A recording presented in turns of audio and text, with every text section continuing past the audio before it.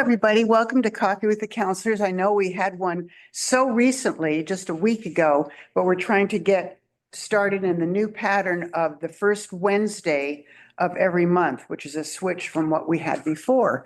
So this is the first Wednesday. So even though it might be a little bit repetitive, we're going to do it anyway.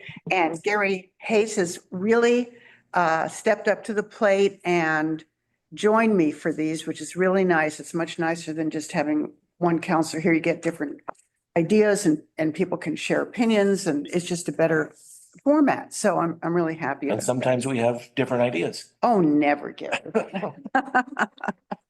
And so I want to start with just go in the audience, going through, say your name and say what you'd like to talk about. And then we'll come back and then we'll go to the people online, what your name and what you'd like to talk about, and then we'll come back and talk about it. Brenda Homestead too, and just to touch base and continue the discussion on software. Okay, great. Mylasia, Mylasia, Mike Bliss, just HRAP. Okay. Same thing. Dorothy? Lois Moore. Lois? Yeah. I always want to call you Dorothy. Do people do that I've often? been called a lot of things. Well, no, but you just seem like a Dorothy to me. I'm in Lois Lane. Okay, that, you got me now. I'll always remember that. Lois? I'm just looking to clarify the court date for the wall situation. Yeah. I'd like to know that too. Kyle? Just an update on the cow system. We talked about it a little bit last night. Okay, Cal update. Okay, Mr. Tulip, I like saying your name, your last name. So Mr. Tulip. Yeah, I know you call me formal, everybody else by their first name, but that's fine. No, I'm still trying to digest last night's city council meeting. I was sitting in on that, so I'm in the receive mode. Okay, last night. Betsy? I'm just here to listen this morning. I'm sure there's something I'll think of. Lisa, don't worry. Okay, I'm not worried. Betty? I'm going to ask about something about the building, the city hall building, the one we have now. So I can save that for later. Okay. And then there's I can't see what that name is next. This one's Karen. Oh, that's Karen. Hi, Karen. And Susan Glarum. Susan? You might be muted. Yeah, she's muted. You are muted. Mute. There I There we am. go. Unmute. Okay, I found it. I think I'm just here to listen too, unless something comes up that I need to speak about. Okay. And that phone there that's at the very bottom is Jan. Oh, Jan. Hi, Jan. Hi. Hi. Nice to I hear am your just voice. listening. Yeah, Okay. you too. Thank you. I'm just listening at the moment. Okay, Jan. Good. All right. So let's start with Brenda for HRAP. I think one of the main reasons I'm here is just to stay as a visual, that we are maintaining our questions, and our goal is to make the program be as incredible as it should be. And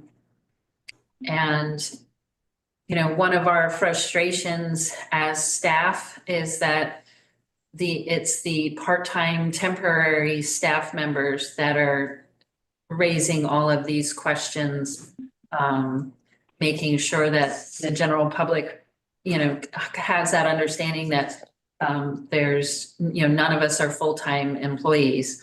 And at the end of the season, we are terminated, which is such a lovely word. And I've been a part-time temporary employee by choice for another city for a long time because of how it fit into my teaching schedule. But when you are in that status, you kind of lose sometimes respect or understanding by the general public. of the effort that we're putting into this. And one of my requests is, at this point right now, is to make sure that the program is seen as, it's respected throughout organizations up and down the coast and in other areas. But what we're noticing is that the part-time temporary employees are the ones that are visually at these neighboring community events. And which we will continue to be, because this is our personal interest. It's something that we're happy to partner with.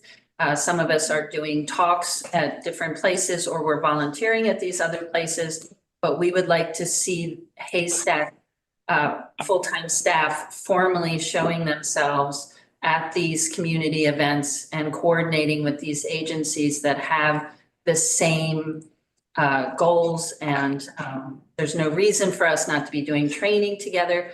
But when you have these other agencies that also have part-time employees,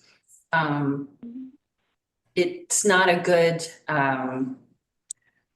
it doesn't look good to not have us as a Haystack organization also participating and helping these other smaller organizations. Do you want your leader to be more visible?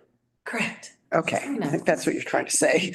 Okay, I understand that. And I just want to say that I don't think there is any, I think there's a tremendous amount of respect for all the employees by a great majority of the community. So I whether part-time or full-time, doesn't matter. And none of us know who is one or the other.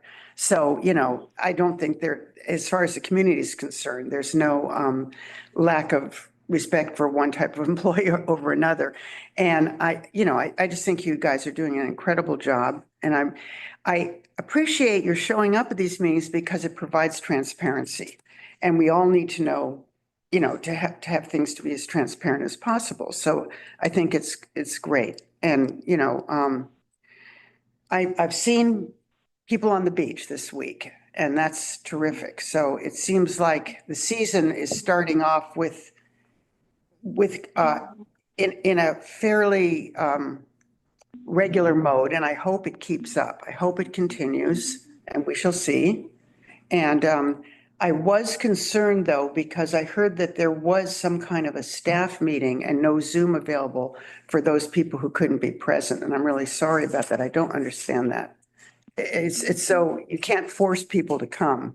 You have to, some people just can't. Well, They and have it's to be on part-time Zoom. employees, that's part of the challenge, is how do we fit it into, and many of them being teachers. Yeah, So, it's Yeah. just always a great idea to record those types of things so that people can watch it later.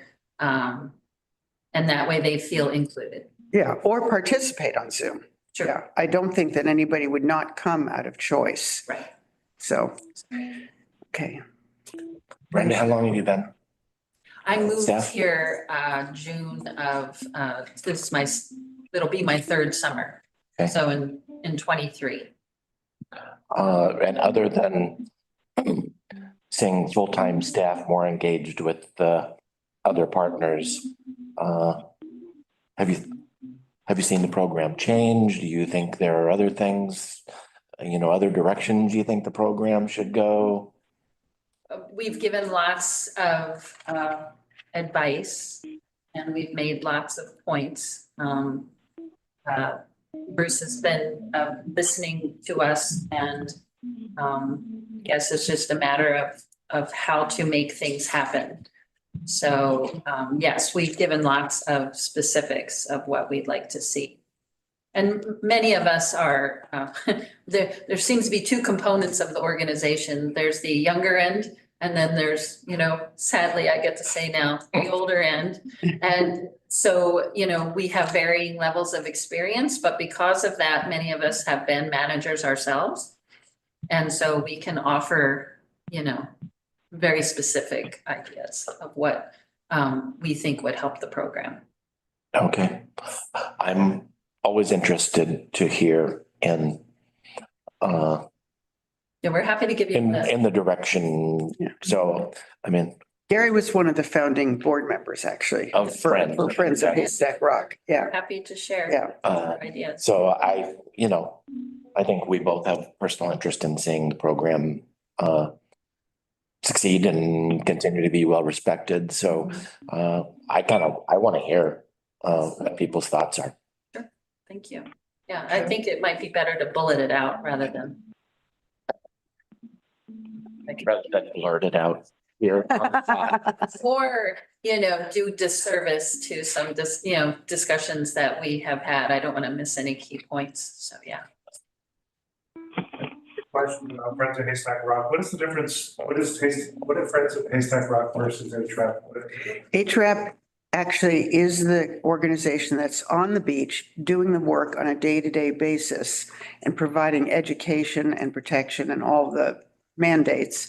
Friends of Haystack Rock is a typical Friends group in that they try and offer financial support whenever they can for Haystack Rock awareness. Done a lot of it in the past for various things, like when there used to be a truck, we helped purchase the truck. We've actually helped fund extra people on the beach more recently. And that's what Friends groups generally do, is they try and support an organization. But we also have branched out into other kinds of advocacy, like advocating for Rocky Shores protection in general. So it's not just, or advocating on the behalf of the Bird Alliance or, other organizations that are interconnected with HRAP. Yeah, a big part of it was the founding was fundraising. There's limited opportunity for fundraising from staff, or at least there was at that point. I don't know if that's really changed. Still is. But I know we established an endowment fund, and there was grants of $100,000 for equipment, and Lisa mentioned the truck, and also just I don't know if the mission is the same, but I remember provide guidance and support, including financial support for the program. We don't get involved in the day-to-day business, though, in guidance wise. We don't do that. Especially as far as managing employees. Yeah, it's a city Bruce's job, that's Kelly's job. But yeah, and so we let, and it, well, for instance, Friends started the Puff and Watch event, not so much as, obviously not a fundraising event, but that event. Raise awareness. Yeah, that event came about because of fireworks and trying to get the message out about why fireworks on the beach are not necessarily a good idea. We have a National Wildlife Refuge right there. So it was more about awareness and the fireworks issue. And advocacy for getting rid of the fireworks, yeah. So, does that answer your question? Yeah. Okay. Well, we wish we had more funds to give them, but fundraising is not this isn't a very good atmosphere for fundraising right now in the United States. So, Malaysia. My turn? Okay. So I think you kind of touched on this a little bit, but I've been down on the beach. I've seen the program there. I'm just curious if they're there as a volunteer capacity right now, or if the program has officially started. And if it has officially started, why has that not been announced on the social media pages or on the city or the HRAP website? I don't know. I just heard the announcement that the program starts. The program started. Now started today and yesterday. So why was that not announced anyway? Okay, I don't have an answer for that. Okay, well, who could I talk to? Well, with Nancy McCarthy, so she could put it in the bulletin. She welcomes any information from any organization, at bulletin, and she would love to. Okay. She would love to know that. Yeah. And is there currently an acting communications? That's her. Program? Oh, not for the program. That I don't know. I thought there was somebody hired as a communications coordinator. Is that? Technically, that would fall under their purview for doing the announcements. Do we know? On the local pages. And Yeah. Yeah, there is somebody that is the communications What's coordinator, that? Tyler, but I don't know if that's changed. I thought I had heard that it had changed. He was back on the beach as a regular staff member and no longer communications director, but I don't. Yeah, I'll find out. I'm meeting with Kelly later this afternoon. Okay, yeah, I'd like to know who the communicate, and that would be part of their duties, I suppose, to communicate with Nancy McCarthy and tell her and get stuff up on the website and all that kind of thing. Sure. Well, and their own social media Mhm. channel too. Yeah, So, they have a website. And I mean, there's a Facebook page and everything, but I don't know how often it's updated, but that's something a communications coordinator, it's not a big deal. It's not that hard to update a Facebook page. yes, announce the program has started. Yeah, so, Then I have two other questions. My next question would be, when I was interim director, when Kelly went on leave, one of the tasks that she left me with was purchasing the roof, doors, and cover for the newly purchased UTV. Once I took a look at the budget, I quickly realized there was no money within the 2023-2024 fiscal year to make these said purchases. So I went to leadership, asked what my next route of how to handle this. Ultimately decided to go in front of City Council on December 12th, 2023 to ask for a budget adjustment of $7,779.96 to make these purchases. I let Kelly know that I received that funding. She could go ahead and make those purchases as soon as she came back from maternity leave. And a few weeks later, a cover had arrived in the mail. So I had just assumed that the order for the doors and the roof were made. Before coming in here, I made sure to take a little peek through the garage. There's currently no doors and no roof installed on that UTV. So my question is, have these purchases been made? If so, why has it taken more than a year to get these items? And if these purchases have not been made, what happened to the $7,000? that's a very good question. And that's something I think that Bruce is going to have to Yes. investigate because, And when would I be able to get a response on that investigation? well, I think I can send you an email. I think council would like to know that too. Okay. I mean, I would definitely like to know that because if council gave them $7,000+ for a specific purpose to buy doors, roof and I also have cover.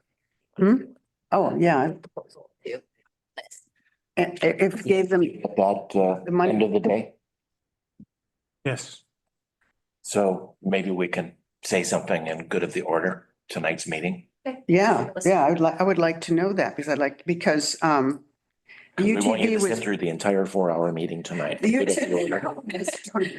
The UTV was purchased to advance our conservation education efforts, provide accessibility for physically disabled volunteers, efficient resource management, wildlife rescue and monitoring, and having a spare vehicle. So if this was, and so here's the memo. Do you remember 2023? We would have, Remember this? I don't remember this either, but evidently, Meeting where the Cannon Beach lifeguards presented that really long presentation. oh, okay. If that rings any bells. Yeah, I remember when they came. So they asked for a budget adjustment that included this capital outlay to complete the purchase of additional accessories needed for the UTV. I don't And remember we making granted that it. budget adjustment, but did we? Yeah, we granted it. Approved it. It was Okay. pretty quick. And then the stuff wasn't purchased. And then there was a $125,000 request a few weeks ago. So I'd actually like a copy of that. Well, I think Gary. try to have an answer tonight. My last question for you guys is kind of regarding the beach wheelchair program. So again, as interim director, I think it was either like October or November, we received a bill from Victa, which is a service that typically is used by small businesses to help with invoicing, scheduling, things of that nature, for around $220-ish. Kelly left me with little to no information prior to going on maternity leave, so I didn't know what Victa was prior to that moment. I went to Lisa Habecker, the volunteer and education coordinator, to ask if she knew what it was. She had no idea. Kelly failed to leave the department credit card in the lockbox prior to going on maternity leave. So since I did not have that card on hand, and I had this mysterious charge, I went to the finance department and I disputed it. A few weeks later, we received another letter from Victa stating that we were still currently enrolled with their service. And so we were required to make that payment of $220-ish. And also in the letter, it stated that VICTA was being utilized on the Bahama Board's website. So I did some digging, went on Bahama Board's website. On the homepage, there was like a fill out form to rent a beach wheelchair that just didn't exist. And a lot of other people did that as well. I printed out some Google reviews if you want to take a look at them. For people that were trying to rent them, getting there, being disappointed that the beach wheelchair program was just non-existent. And if you guys remember, ATRAP was in charge of the beach wheelchair program, but that was eventually passed over to Bahama Boards. And per the contractual agreement was that if Bahama Boards were to stop that program, they were required to give all of the beach wheelchairs back. And they returned those, I want to say early 2023. So that had been up on their website for a few months. I made sure to let everybody know about the situation, went to leadership to let them know. I tried to reach out to Kelly to kind of, figure out what was going on, what was VICTA, what is happening, had no response. I tried reaching out to the business owner multiple times, tried going over there. The business was always dark. I went on the drive on our password Excel spreadsheet. There was no password to access the VICTA account, which I thought was quite strange, considering we were the entity that was paying for this service. And so ultimately, when Kelly returned from maternity leave, I made sure to relay all that information to her. She just kind of told me that, the business owner was very difficult to get a hold of, and that she was aware of the situation. And I kind of just left it at that. I went on the website a few weeks ago. It's no longer live on the website, thank God. But I'm just kind of curious, what the status of this whole beach wheelchair program is, because again, too, prior to going on maternity leave, Kelly submitted one grant. She put all of her eggs in one basket, asked for $40,000. Ultimately, that was not funded. I'd have to assume that she's applied for other grants since then, but I haven't heard anything. So I would have to assume that they're still looking for funding somewhere. But I definitely want to see this program reinstated, considering I feel like Cannon Beach is years behind compared to other coastal cities like Seaside and Lincoln City, who has a beach wheelchair program, a partnership with David's Chair, and as well as a Moby Mat. So I don't know if anybody can give me an answer on that right now or maybe later. Right. I would And appreciate that again would be something that Bruce could We're talk. working with the Chamber of Commerce on the Moby Mat. That should be, So is that being purchased by ATRAP or is that being purchased by the city of Cannon or by the chamber? I believe it's a grant that was applied for through the chamber. They've applied for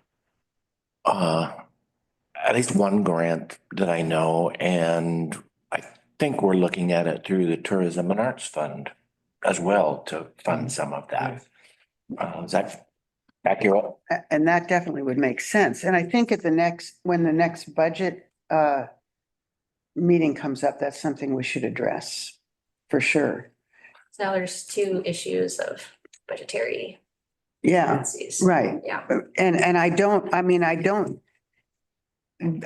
VICTA, V-I what? VCITA. VICTA. Do you know, have you ever heard? VIC or VCI? I can look it up really quick. Do you know anything about that or?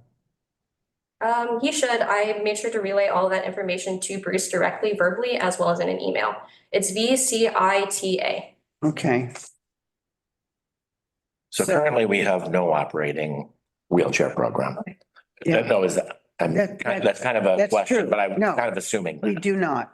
We do not. And does Bahama Boards have city chairs? Not to my knowledge, not I currently. think they're out of it now. They're out of the process now. Okay. So, Do we have city chairs? Chairs, there was problems with the wheels and the axles, and so they're not in good repair. yeah. Well, prior to me leaving my position as communications coordinator, there was enough money in the beach wheelchair program line item to make a purchase of one new beach wheelchair, which I assume Kelly did, because it sat in a big box right outside the office until the day that I left. And I'd have to assume, is it still there? There. It's still there. Still in a box outside the office? The wheelchair itself? At least that's what the box says. How long ago was that? Almost a year. We had a situation that we would rent from here, and it became problematic for some people to be able to have somebody in a wheelchair that's meant for the beach, and then to go ahead and push them out onto the beach. And that's when we made the arrangements with the Hama boards, because they were right there and they were very supportive of the process. And so we don't have obviously we've not reestablished the I don't want to call it, I guess it's infrastructure, the processes to be able to go ahead and start leasing out the chairs, which requires somebody to be here every time the chair changed and that sort of thing. So I don't know if it's ancient history, but didn't the police department at one point they were involved in the wheelchair program? not that I recall. Maybe He used to come, Department, that won't work. serious yeah, ancient history, Yeah. maybe. But, so I know that there is this effort going on between the Chamber and Tourism and Arts Commission. Julie with Tourism and Arts Commission, it's one of her projects that she's kind of committed to seeing through. But there's always been a problem with who's going to manage it, and it just seems like we've never found a sweet spot. Obviously, it takes time, it takes money, but it's been out of commission for 2 years now, so that's just the fact that there's been no development. At one point, we had Yeah. a plan for lockers, that they would be in lockers. I know And that's what the $40,000 grant was for. okay. And then just be given a number, and they could go in and punch in the number and get their chair and. Yeah, but Anyway, I that's- mean, there's other grants other than just that one that we didn't get. So I guess it went to someone who needed it as well, and which is fine. I mean, I'm glad someone got it, But we are behind yeah, on it, and we should be making some yeah. progress on it. Yeah, we should be. That's true. They're rolling out Moby Mats thinking, man, So I hope so the chamber is going forward, it sounds like, on the Moby mat.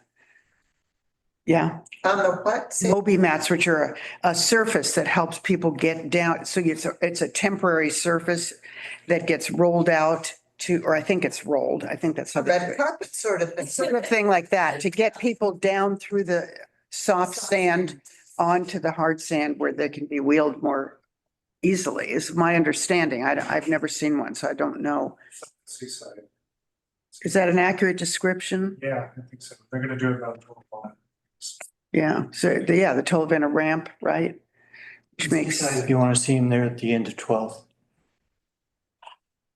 I think I did see them, and I didn't know what they were. Yeah.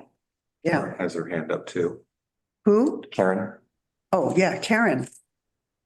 Lisa, Kelly has pursued the Moby mats. They will be coming. She's talked about it in Bruce's staff meeting, and she has recruited public works assistants in getting those mats laid down. We got to work through the logistics of when the PD issues permits for the dory access and other beach access that is required through the PD, that they don't drive over the top of those.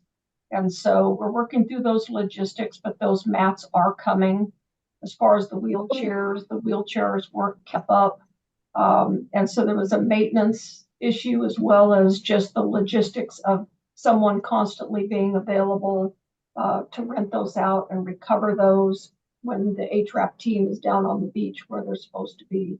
So it has been a challenge. We worked through the chamber to try to get some help and whatnot. And I know Kelly has looked at getting the track wheelchairs, David chairs, if you will. So I know that she's put some focus and some effort towards that. I don't know the status of that exactly. We have to have a place to house those wheelchairs. They're much bigger, a lot more in-depth the maintenance of those.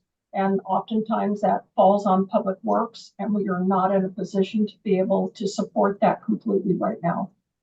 So there's a lot of logistics to work out with the wheelchair program before that's relaunched.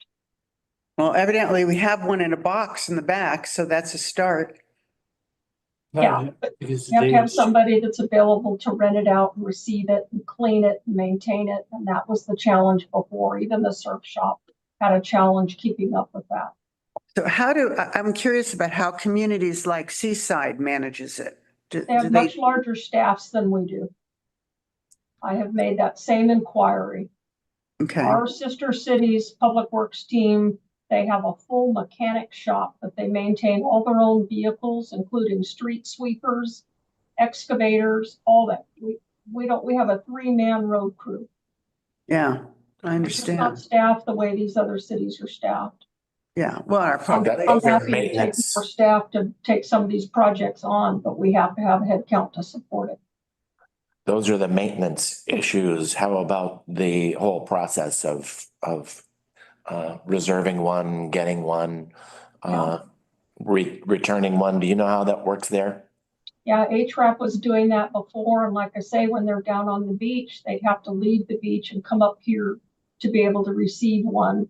We tried to support it with just the folks that are here in the building, but they're doing their specific jobs, so they're not always here and available. So But in you either have to have Seaside, an HRAP person that's here or recruit some other department's help. And it's just not that easy. I'd like to say that it is, but it's simply not. I've worked with Kelly and we've tried to support that effort, and it's just not that simple. yeah, I understand. How is Seaside doing it? Are they doing it through the visitor bureau?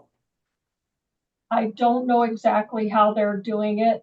I know they have a dedicated person, but I don't know where that person is actually housed, what department they're under. Okay. I'm going to assume it's Public Works just because that they have the track chairs. They're not the fat tire ones like that used to be. They received the David chairs, I believe, as well. And Public Works are maintaining those. what did you say the one in the box was? I don't know if it's one of the fat tire ones, The fat tire one? Yeah. Okay, which we don't have the personnel to check them out and all that. yeah. It looks like Seaside is through Sunset Parks and Rec. Okay. Oh, okay. That's a good, Parks and Rec, how Seaside does it.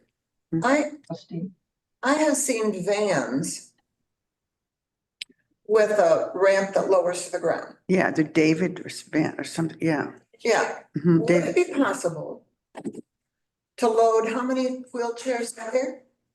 We know one functional one that I know of. Well, one's better than none. Yeah. Load it onto the van, have the van drive down to the beach so that the people that are there for HRAP can do the facilitating of getting it out and checking it back. Right, but I don't know how you get, I think that's a program you have to be part of for those David vans. I'm sure you have to sign up with that. I mean, I'm not saying we couldn't do that. And I don't know if it's available in Cannon Beach or not.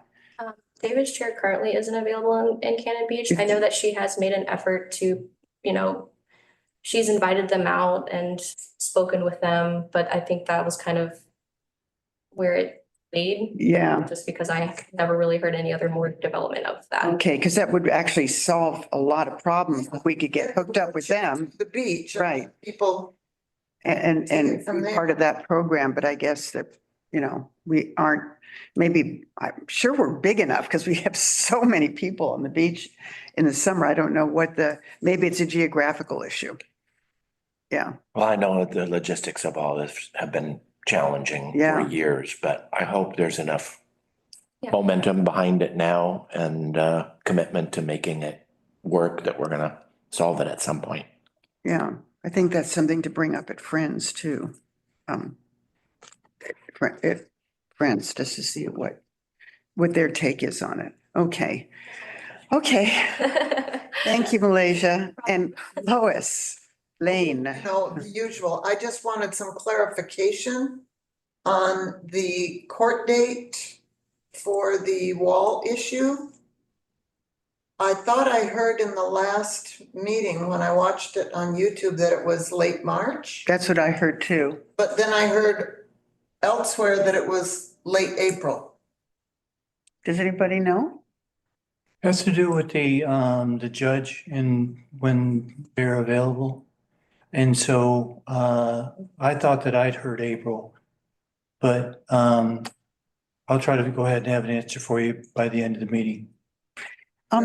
Thank you. So the judge, only come, I mean, he skips months for court sessions because he's not unavailable? They can't, no, actually, I think it's the prosecutor is the one that's having trouble being here. Okay, Yeah, but we have a contract prosecutor, a contract judge. And if one of them can't make it, we can't have court. so did we have court, have we not had court for months? There was court last week. Yeah, It There just, there was, that was, yeah, so there was court last week. yes. Then how come the wall wasn't brought up last week? I don't know. I think somebody asked to have it pushed back because of a scheduling issue. Because of what? I think it was a scheduling issue of some kind. I don't know which side pushed back, but one of the two sides requested it get pushed back is what I think Daniel told me. Oh, okay. And the judge is the one that makes the decision on whether or not that's acceptable. Okay, yeah, it was a continuance. It just, boy, it's like I don't know what, the fourth or fifth continuance? Frustratingly slow. Yeah, Sometimes. It's April now. it is April. Yeah, it's whatever the court date is in April. It's you choose that last, what is it, last Wednesday, I think? The last Wednesday? Yeah. Okay. There we go, Lois. Last Wednesday in April now. At least that's the way it stands now. To you two, if I may, please, after. Okay, that'd be fine. Okay, Kyle. Just an update on cows and where we are in that, they're here doing some stuff. Yeah, they're in, the people are gonna install her in town now. And they should be, I would say 6 weeks, but I think it'll be less than that. Yeah. Yeah, they're working on it right now. Yeah. That's great. Some good news, yay. Yeah, Okay, something moving forward promptly. Mr. Tulip, He wants clarity on last night. Oh, which I yeah. would also like. yeah, how about a little clarity here? Well, I don't know, I listened last night, it kind of took me off guard. I'm up here in our second home in Seattle because my wife had some medical issues, so I haven't been real focused on it. I wish I could have been there and thrown my 2 cents in, but I've kind of taken the position, particularly on the Coosa, to sit back and listen till I form, so I could form an opinion, which I've now formed after the numbers. So, I would say that I originally voted yes because I felt that enough planning and process and the project had gone too far down the road to turn back, and they were going to end up getting less for more. And I think that's exactly what's happening, and there seems to be some confusion. I've since switched my position to where I'm now a bulldoze whole structure mode. Whatever money is left over, use it to build a park that honors the native tribes. They've been pulled into this, put their input, and I think that space should be dedicated to them first by pickleball or a dance hall or whatever else. Yeah, as far as what the community wants, I've heard that kicked around a lot. And kind of here's my hypothesis. There's a very small vocal group that has been driving the project. It's been part of, I guess, the participant or working groups that came up with the original $12 million plan, which triggered a small backlash citizens group against it. But I would argue that the majority of people in Cannon Beach really don't care. I would say, you have to walk through that city hall one time and see the ceiling holding up load-bearing walls. You don't need a structural engineer to tell you need a new building. So that's number one. You need a new jail. Water is an issue. Workforce housing is an issue, and parking's on everybody's mind. So I think that the school is kind of not really on anybody's radar until they see it on a ballot initiative. That's just my hypothesis. But I guess what I would really like to see with the 4 objectives or the 4 different cost scenarios that were presented last night is someone on the city council take a leadership position, take a position and say, this is how we're going to roll, and push one of those through. Because I'm not sure you're going to get any meaningful feedback from the majority of the people. That's just kind of my view. So you know, if I'd have been there last night, I probably would have finally spoke up in person, but I'm kind of have been in a receive mode and sort of keeping my powder dry, but that's just my feeling. I wish I could say it to the entire council, but maybe they watch these reviews or something, but that's just Craig Tulip's view. Yeah. Well, thank you, Craig. I appreciate it. Like as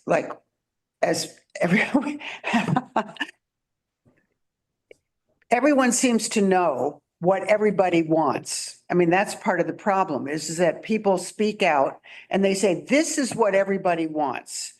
And then somebody else gets up and says, no, this is what everybody wants. So, I mean, we're left with, and I really appreciated Gary last night saying, I don't have the bandwidth to doing a professional survey. I mean, can you imagine how many hours that would take? It just, it's something that you have to leave to a professional survey outfit to take care of. So, and even then, if you only got a 40% response, then you'd still have 60% of the people screaming, you didn't listen to us. You went ahead and did this. And so it is it's very, I have apps right now. I still don't know what everyone wants. And I don't know if we ever will. And you're right. Maybe we should just push something through, but that's what we did last time. And look where that got us. Yeah, I mean, honestly, I don't know that we can get more than, we had 40% that said they wanted the project that was proposed. I don't know that we're gonna get 40% on anything. I wish I could be more confident than that. yeah. But I think some of the confusion comes with the funding. Because this whole project was driven because we were looking at a way to spend our tourism restricted lodging tax dollars on something that would benefit the community as well as meet the objectives of the law that limits Exactly. how that funding can be used. So that's where the whole thing got driven. It was, the school property was purchased with those funds, kind of locking us in there. And we did do a lodging tax increase that completed the funding on the city hall and police department and emergency operations center. And that created this big fund of money that would have paid for the school project. So really, there's not a fund of money for a community hall, a recreation center. There may be ways that we could make something like that happen is kind of what Right. we were hearing last night. Particularly if the law changes, then that would work. But, we have no idea right now whether it will or not. We have guesses, but that's it. But there is this pool of money that is coming in every quarter and mounting up in a tourism restricted fund. So I've always looked at this as we have an opportunity to do something for the community, which is kind of where we had a cultural and nature center as the core idea behind it, which would have provided a substantial purpose of accommodating visitors' activities. And that would have paid for saving the gym where we could have had the recreation and our community groups could have used the classrooms and we could have accomplished all of that with the tourism dollars. Now I just don't know, but I think the tourism dollar funding, the restricted tourism dollar funding is kind of the key here. And we could spend it on other things. We could spend it on parks and trails. It still has to qualify as real improved property Wheelchair, with a right. life of 10 Wheelchair years or program. more. It could be used for that. too. Yes, wheelchair van to get it down to the beach. Unfortunately, the law is not that clear on that, but we're talking about it could fund that and 50 more projects like it. But it doesn't really fit within the restrictions of the I law. think Ashley would say otherwise, but I don't want to argue with that now, but I took from her when she wrote us that long letter about that it could be used for that. If we used it if we promoted it, Yes, uh, yeah. then it could be considered marketing. But you either spend the money on marketing or you spend the money on a tourism facility that has the substantial purpose of accommodating tourists. Those are the two things. And a tourism facility is defined as real improved property with a life of 10 years or more. So maybe there's some possibility in marketing. I think it's a little bit of stretch. We probably would not get a challenge on it, a court challenge on it. I think that's something that probably there would not be pushback, but there is a big opportunity for this community with the tourism dollars. And I'm kind of more focused on that. How can we spend tourism dollars that satisfy the requirements of the law and improve this community for all of us? And I agree with you, Gary, except that I have a much broader view of how tourism dollars can be spent. And Ashley has already given us an opinion that about 60% of HRAP could probably be funded by tourism dollars, and certainly a wheelchair program, which is even more, I mean, the wheelchair program would be used mostly by tourists. So I think that would fit under that 60%, but that's something we don't know. We need a legal opinion. We need to see what happens with the legislature. And so Unfortunately, it doesn't really fit the definition. I think you're more willing to. I'm much more willing to stretch yes, because I don't think we're going to get a challenge on a wheelchair program. I don't think we're going to get a challenge on aspects of HRAP. I don't even think we'd get a challenge on the bicycle, some of the bicycle program things that's here for tourists to help them find their way around town. So, but that is something that's going to be, need more legal analysis on the part of Ashley and how it interacts with the city. I just see parks and trails, which was a lot of the NICUS project as well, was the park improvements. I just see those as they fit right in with the letter of the law. Well, they do, but they were voted down. Cross over. They make community a better place for visitors, and they make the community a better place for all of us. So, but yes, let's hear from the hands up. Is that Susan? Betty and Craig both have their hands up. Okay, Betty? You're muted, Betty. There we go. To the point of NICUS, I just really think that people really didn't understand what the tourist money was going to do, and they got it in their heads that their taxes were going to be raised. And I think now the reality is, for some people, the community center that they wanted is going to be what's going to raise their taxes. But if we had a cultural nature center to draw tourists, the gym could be used for recreation. And I think if that message, I blame myself because I tried to let people know that, but I feel like people, if they knew it wasn't going to be whatever they think event center is, it was not going to be that. It was going to be more a cultural nature center. I think we would have gotten more buy-in. And I feel like we can just say that again, say, your taxes are going to be raised if you want just a community center.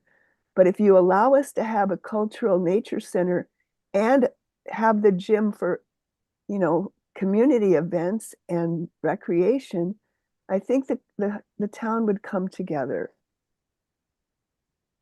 So that's just my little piece on it. Well, don't blame yourself, because it is in no way your fault. I think that the message was communicated ad nauseum that it wasn't going to raise people's taxes, and they still voted it down because they were just opposed to pretty much anything the city wanted to do. I mean, that's how I feel. Well, I do So- know some people, that I had talked to, and then other people talked to them and convinced them that their taxes were going to go up. And so I think that was misinformation. And I know the people that were saying that knew better. And so it was just, it felt really, it feels like our country is being mirrored in our city as far as people being tricked into voting away, and then they're sorry, because a lot of people want to have a recreation place, and I know they would love to have a cultural nature center. So I don't know. I do feel like if we bring the awareness of the truth to people, I think they would go along with what we want. Well, I'd like to think that's true. I don't know. I hear now the opinion that Craig has formed. Yeah, yes. Craig, you had your hand up too. And I think the first thing that, I have a hard time getting my head around, I hear these discussions. I moved here, Cannon Beach, May of 2020, after being a tourist since 1999. But I have never been in that gym. So when you start talking about mezzanines and so on and so forth, I got no idea what's being talked about. So I don't have really a full appreciation for that gym and what its potential may or may not be. I just see it driving by, and to me, it looks pretty ugly, as well as I've never been in the classrooms either. So that's kind of one thing that I have, trying to get my head around. The sentimentality, okay, I understand that. I mean, my grade school I went to just got tore down. I went and walked around and said, yeah, I had good times there, and go ahead and build your condos, whatever you're going to build there. But I don't really see, taxpayer dollars for sentimental value. I appreciate that the catch-22 that the council's in and now trying to resolve this after you had a solution you thought was going to go through and using the funds, and the taxpayers said, no, thank you. And now you're back, where do you go? You're not going to please everybody. So, I appreciate the conversation Lisa and Gary just had about funding and different sources. That gets me a little bit more information, but I don't feel you're going to get any consensus public opinion from surveys or whatever.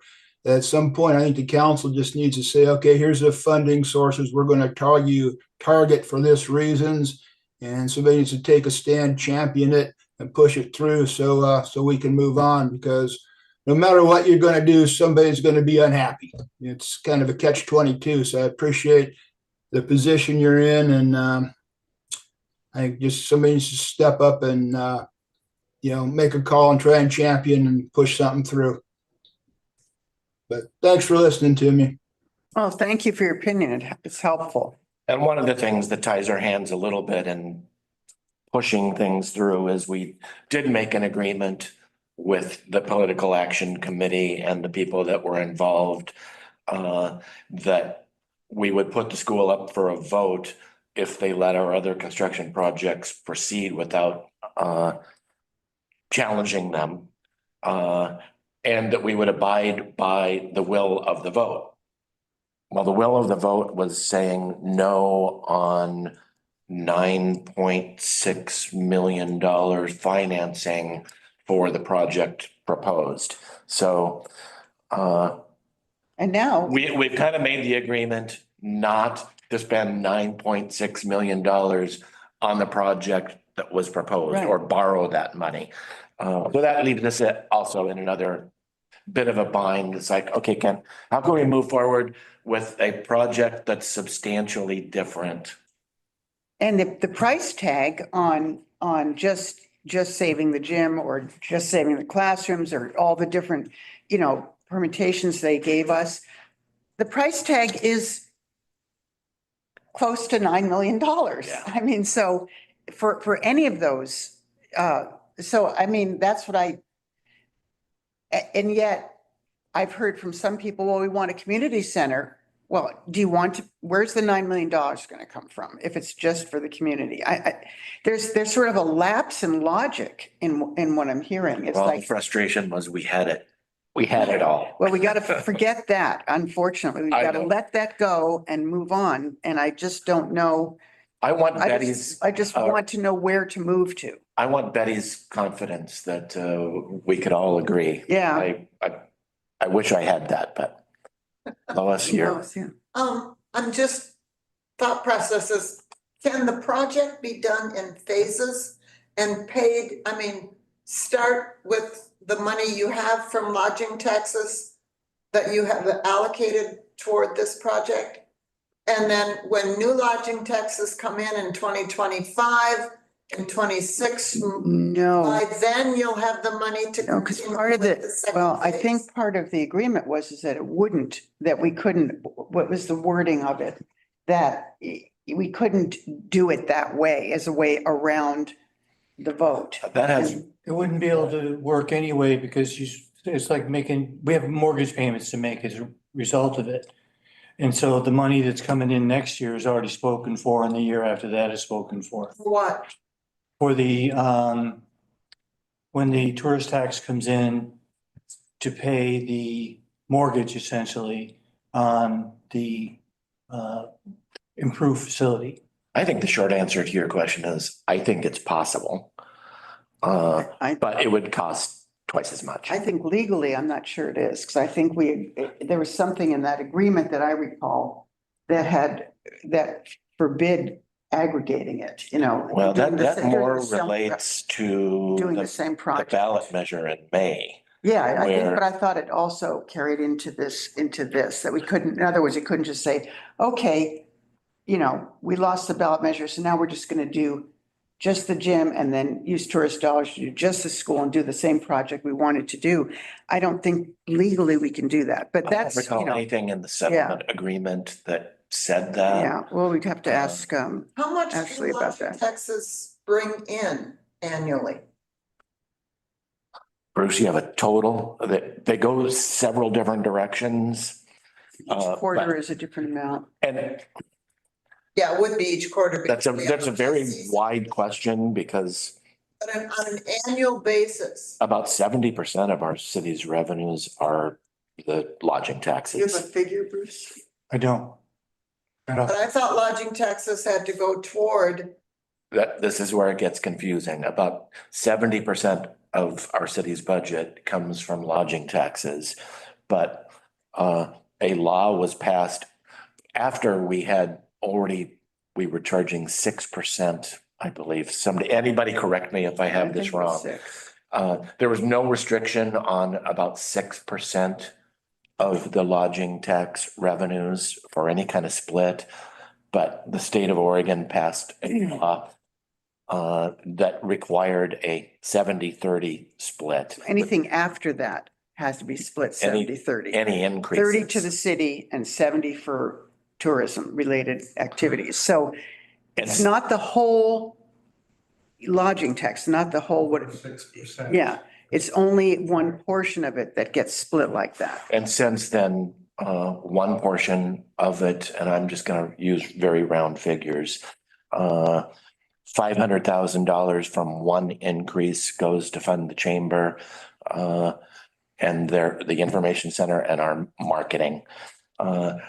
Another 500,000 goes annually to the Tourism and Arts Fund that the Tourism and Arts Commission handles.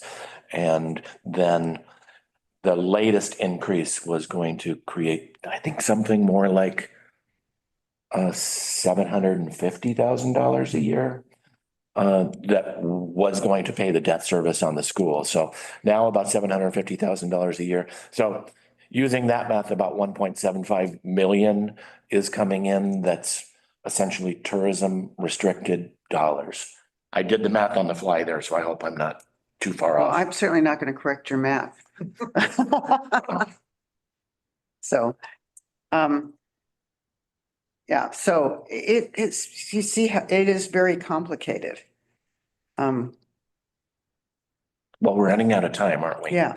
Is there anybody else who has a pressing question that they'd like to ask?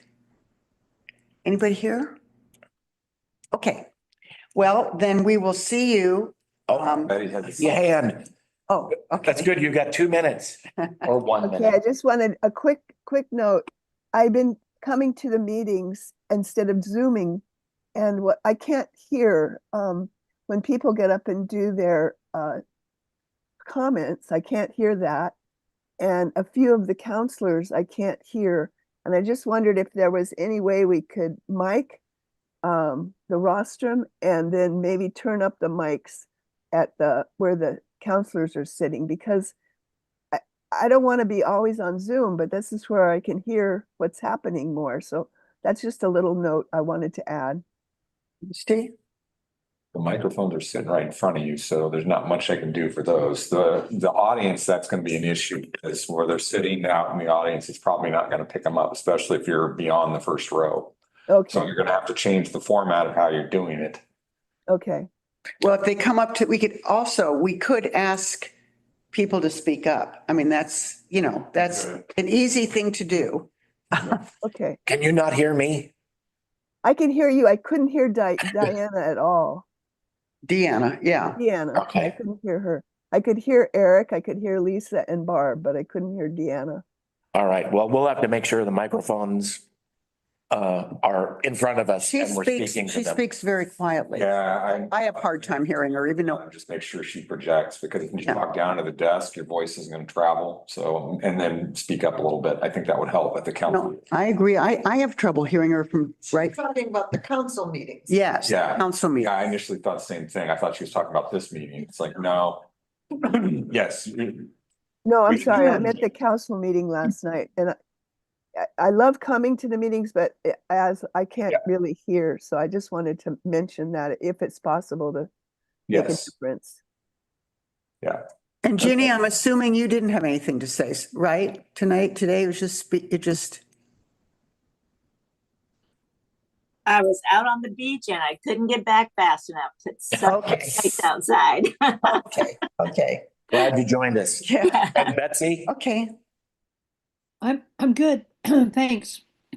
Okay, so, is it for the, Just one other suggestion for the council meetings.